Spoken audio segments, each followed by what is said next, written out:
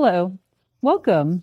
Today we are going to talk about the virtue of service, a virtue as important today as it has always been in history, but today it is very misunderstood. We have a somewhat mistaken historical idea that to serve is to be a servant, it's to be a serf. As was said in the Middle Ages, it was a symbol of inferiority. Nothing could be more wrong than that. Things have value as they serve, as they occupy a place in the world, as they occupy space, as they make a difference. The great goal of a human being is to make a difference, not to come into the world for nothing. It is to leave here better than we arrived, and to leave the world at least a little better because we existed. It is through the virtue of service that we can achieve this. It is service that puts us in a position to make a difference and not live in vain. We feel the voids that life leaves out there. It leaves them intentionally so that each person can find their place by filling these voids. That by fitting in with life, we become its helpers. This is tremendously important. If it were true that the idea that serving is slavery, why would we throw away everything that doesn't serve a purpose? Wouldn't there be some kind of cosmic dump that discards everyone who refuses to serve as well? It's logical that serving is a necessity for all beings that exist. I exist, I serve. If I provide any kind of service, then I make a difference. I mark my presence in the world by adding something, contributing something. Then my existence becomes endowed with meaning, essence, a function. I don't go through the world in vain. So it's very important for us to realize that we have this sense that things that don't serve should be thrown away. The things that are with us, those are the ones that serve. Life must also want with it those who serve it, those who somehow contribute to its march towards its destiny, its great purpose. So the issue of service is fundamental to human existence, to the existence of all beings. We could continue by saying that there is a restlessness within us to serve. We feel that terrible emptiness, like something is missing in our lives. When we become useful, when we realize that our existence adds value to something, that we are making the world a little better, that we are using our potential to fill these voids in nature, we have motivation. There is no room to feel void or emptiness. We have motivation and find ourselves in the world. It's very important to realize that this existential angst exists. There is this emptiness within us, and much of what could fill it would be the virtue of service. Sometimes the emptiness is a yearning to serve. It's a yearning to make a difference. It's a yearning, above all, not to live in vain. That this tremendous thirst within us can only be quenched by the well-exercised virtue of service. Motivation is something that is directly linked to service. One of the elements that most motivate us in life is finding a place where my service is needed. There, my service is necessary. Look at how I make a difference. Look at how I am good for that space. Look at how I benefit people. That's tremendous motivation. Motivation is always on the horizon.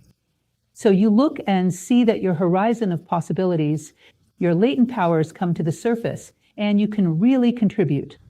And that gives you joy, an enormous sense of fulfillment. It's very difficult for a person who serves, who makes themselves necessary to the world, to feel unmotivated. Your motivation largely comes from there. It's no coincidence that today within the field of therapies in general, in psychoanalysis, in psychology, in treatments of this kind, there are many therapists who, in addition to all the specific treatment for depression, for example, also recommend volunteering. With a good measure, which helps to alleviate these symptoms, which when pathological must receive appropriate treatment, of course, but also the motivation of feeling useful is something that greatly helps to avoid this emptiness and anguish that arises within us when we feel out of place in the world, when we don't know why we are here, when we don't know what to serve, what we are meant for. We can directly relate service to love. There was an ancient thinker who was exiled, who said that at the beginning of the universe was one. It divides. creating its primordial duality between spirit and matter. When the primordial duality is born, the first of the gods is born, Eros, the ancient. This ancient Eros is nothing more than a search for the lost unity. From this, we can deduce that love in general, all the children of Eros, the ancient, throughout manifestation, are seeking the same thing. They are seeking the lost completeness. They are seeking to find themselves, to complete what they lack in order to return to unity. Therefore, love is the motivation. It is the great motivation for service. We serve by seeking those pieces of our heart that are out there. I am incomplete. There are pieces of my heart scattered around the world. Let me try to find them. And as I find them, I grow as a human being. To serve is to seek to find your lost heart in all things. And upon finding it, I expand my heart. Each time I have the capacity to love in a broader, more refined, more elevated way. Each time I am more capable of serving with quality. Therefore, love is very directly related to service. Service is imbued with love, and the lack of love, leads us to want to serve. The two are very intertwined. That's why we grow when we serve. And our great motivation in serving, ultimately, is always love. In the end, we love life. We love humanity. We want the joy of those we serve. In the end, we really want to expand, to overflow our love. So love is always the great motivation to serve. Even if it doesn't exist now, if I start serving a community, a group of people, whoever it may be, even a single person, by serving with goodwill, soon you'll see that love will be there. And this is a fundamental element. We serve the light. This is another detail that is very interesting. When a woman brings a child into the world, we usually say she gave birth with an accent on that. She gave this child to the light. Sometimes we say it wrong. We say she gave birth to a child. That's not it. No one gives the light to someone. Quite the opposite. We give human beings to serve the light with that accented. Each of us comes into the world to serve the light, to become a tool for this light to reach further, to remove the darkness, to make the darkness retreat. The more we serve, the more we allow the light to expand. Through us, it conquers new horizons. Ultimately, we came to serve the light. The light as a symbol of love, wisdom, kindness, of everything that illuminates humanity. And by serving, deep down, we are serving the light. It's the true service. We are always bringing more light to the world. One interesting thing, imagine within yourselves all the latent powers we have. Sometimes they are scattered. I am a creative person. I am a person endowed with will. I am a person with a lot of imagination, a lot of initiative, but all of this is scattered. How do I bring all these powers together into one point and allow myself to act with all of them at the same time? Imagine that I have a sheet of paper here, and on top of this sheet of paper, I place iron filings. These iron filings are loose scattered across the sheet of paper. Then I ask you to make these filings take the shape of a square. You go with a spatula very carefully because the sheet is suspended. Any shake of the sheet will move everything out of place. You put in a huge effort to make it somewhat triangular. Sorry, not triangular, square. To make it somewhat square. Any tremor of the sheet undoes everything. Now imagine that instead of asking you to arrange the filings in a square shape, I give you a square magnet and you place it onto the sheet, bringing it close. You'll see all the filings rush to that spot. You can move the paper as much as you want. The filings will rush to that spot and occupy that square space. They will form a perfect square because there's a magnet underneath which draws all the filings there and makes them take that perfect shape, regardless of the world's fluctuations. So if we have this desire to serve, this spirit of service, all our abilities unite at one point. All of them. And then they add up, they amplify imagination with will, intelligence with love, goodwill with kindness. everything unites, everything merges, and everything works in a single direction.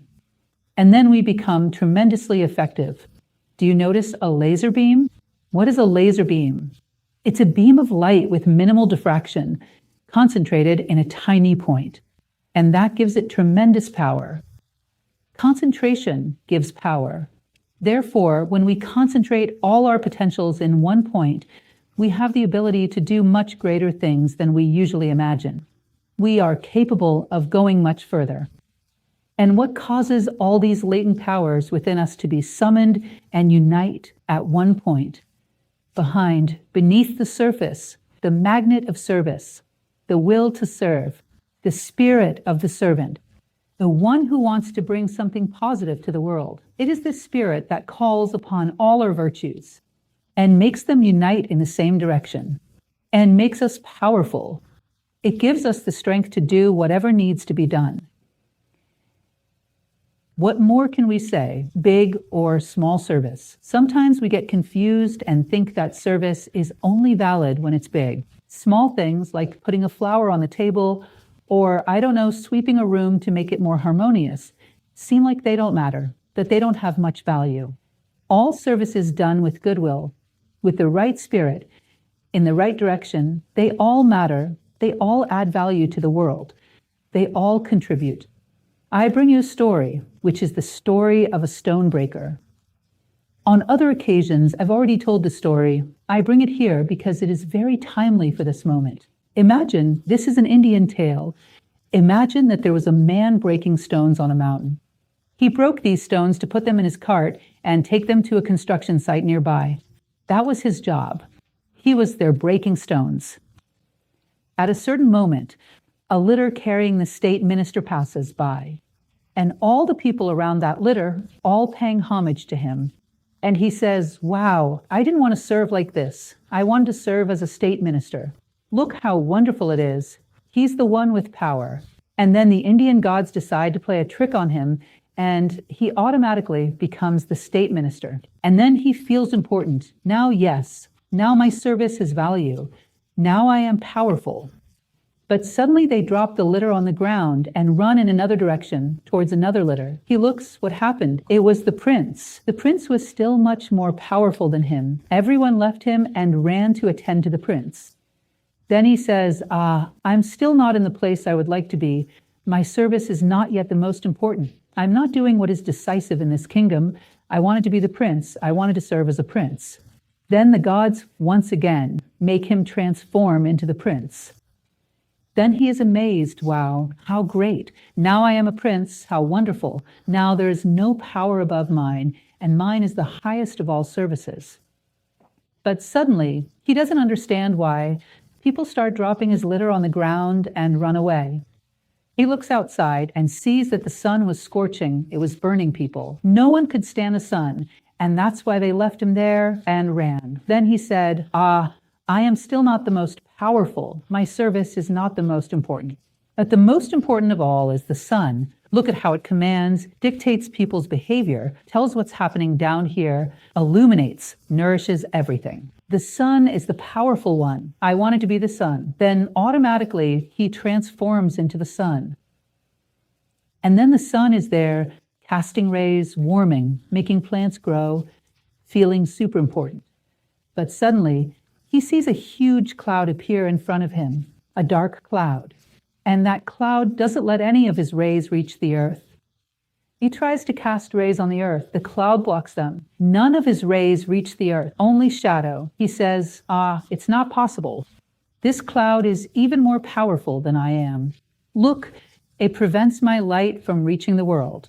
This cloud holds a more important position. I wanted to be that cloud, and then automatically he transforms into the cloud, powerful, huge, a dark cloud, blocking all the sunlight. And suddenly something comes blowing and starts to shatter the cloud. Something blowing constantly. He looks, what is this? It's the wind. The wind was destroying the cloud. He says, the most important is the wind. Look at that. No cloud can do anything against it. It blows freely in all directions. It is essential for life on earth. He is the important one. I want to be the wind. And then automatically he transforms into the wind. Then he feels extremely free, extremely powerful, stirring things on the ground, blowing the sails of ships. He goes everywhere freely, feeling on top of the world. Now my work is truly superior. Now I am all-powerful. Suddenly, he hits something very hard that doesn't let him pass. He hits, starts to lose momentum, and that thing doesn't move out of the way. He looks and says, "What is this?" It was a mountain. The mountain stood in his way and wouldn't let him pass. He was losing himself, dispersing, and couldn't get through. Then he says, "This mountain is truly powerful. It really does a great service. I would like to be this mountain. This is the most powerful of all." Then automatically he transforms into the mountain. And then he feels all powerful. Now indeed, he is imposing. No one can do anything against him. But suddenly he starts to hear plink, plink, plink. What is this? What noise is that? Blink, blink, blink. When he looks down, there was a small stone cutter who was destroying the mountain to put in his cart and take to a construction site. In other words, he goes full circle and returns to what he was at the starting point, because there is power in all services. All services can serve well, from the tiny stone cutter to the omnipotent sun, or the great mountain that seems insurmountable. But there's someone chipping away at its pieces down below. And this small worker has as much power as all the others along the path he traveled. And he understands this mystery of nature, that any type of service done with goodwill in the right direction has equal value within nature. We must seek opportunities to serve, even if they are very simple, even if they seem insignificant to us. Seek opportunities to leave every environment we pass through a little better than it was before we came. Can you imagine that? In every place, I make an effort to leave it a bit more harmonious than it was when I arrived. Making a difference in the small things. This becomes a habit that changes our lives. I want to make a difference. I truly want to leave the world a better place than the one I found. There was a philosopher from the last century, Mircea Eliade, who had the habit of saying that the sacred is the function of giving meaning. He said that life is sacred, is sanctified, when a person is in the place that corresponds to them, doing what corresponds to them, that is, serving in the place where they belong, making a difference. It's like imagining a big puzzle. When a piece finds its place, it is serving appropriately, it completes the whole. That piece is essential for the whole to be understood. It relates to everything around it. It integrates with everything around it, and it sanctifies its life. That little loose puzzle piece is trivial. It serves no purpose. It doesn't fit anywhere. There's no place where it is needed. There are only two ways to live life. Either we trivialize life or we sanctify life. To sanctify means to find where we can be so that our life is endowed with meaning. If we always seek to fill the gaps of opportunities that life leaves us, we will always have a life endowed with meaning. Life is a gift of service. If we stop to observe our body a little, it's impressive, for example, the structure of a cell, that DNA helix, something extremely complex, how nature worked to achieve this complexity of a human body. And thanks to this work, this constructive service, we are here, and we are who we are. There is so much service embedded in the nature around us. Everywhere there is an ancient service that has been embedded there for us to reach the point we have. And the future will also need to have our service embedded to be built. The future awaits us to contribute our piece. For the future to be complete, it needs our service to be intertwined with the service of humanity. We are needed, we make a difference. We do not exist in vain. Life served in a very refined way to reach this body we use, extremely refined. Nature as a whole is the product of an extraordinary refinement, that is, an extremely continuous and qualified service for us to become who we are. And the future also depends on us adding our service for it to achieve what it can be. The future expects this from us. I brought you a quote to conclude our conversation, a quote by Tagore, which I find tremendously beautiful. Rabindranath Tagore, the great poet. He says the following: I slept and dreamt that life was joy. I awoke and saw that life was service. I served and saw that service was joy. In other words, through service, he found joy in life. That's exactly it. It's a good recipe for finding joy. We serve, we feel useful, we bring value to the world. Automatically, not only joy comes from that, but also the share of happiness that belongs to us. We can sleep the sleep of the just in peace with heaven and earth. Why? Because today I brought value to the world. I made a difference. People around me can come up to me and say, thanks to you. It's one of the most beautiful things we can hear. Thanks to you. Imagine the opposite. Someone tells you, despite you, I am what I am. What a terrible thing. That we are a subtractive factor in the world when we came to be an additive factor. The most wonderful thing we can hear is thanks to you. I got where I got, did what I did, overcame that difficulty. And these are treasures that we carry with us. It means serving in an effective and appropriate way. This is fundamental. And finally, I brought you a well-known poem by Gabriela Mistral, which masterfully conveys the spirit of service, how fundamental it is, how important it is, in a grand poetic way. I really like this poem. Pay attention to it. The pleasure of serving. All of nature is a service. The cloud serves, the wind serves, the rain serves. Where there is a tree to plant, plant it yourself. Where there is a mistake to correct, correct it yourself. Where there is work that everyone avoids, take it on yourself. Be the one who removes the stone from the path, the hatred from hearts, and the difficulties from the problem. There is the joy of being pure and of being just, but above all, there is the wonderful, immense joy of serving. How sad the world would be if everything were already done, if there were no rosebush to plant, no work to begin. Do not seek only easy tasks. It is much more beautiful to do what others refuse. But do not fall into the mistake of thinking that only great works have merit. There are small services that are good services. Setting a table, organizing your books, combing a child's hair. That one is the critic. This one is the destroyer. Be you, the one who serves. Serving is not the task of inferior beings. God, who gives fruits and light, serves. His name is the one who serves. He keeps his eyes fixed on our hands and asks us, every day, whom did you serve today? The tree? Your brother? Your mother? This is the poem by Gabriela Mistral, and she shows this interesting structure of the universe. The most powerful of beings, which is God, is the one who serves the most. His service is fundamental for us to be here, for everything to be here. In fact, she says that he can be called the one who serves because he serves infinitely to all manifested universes. He serves life infinitely.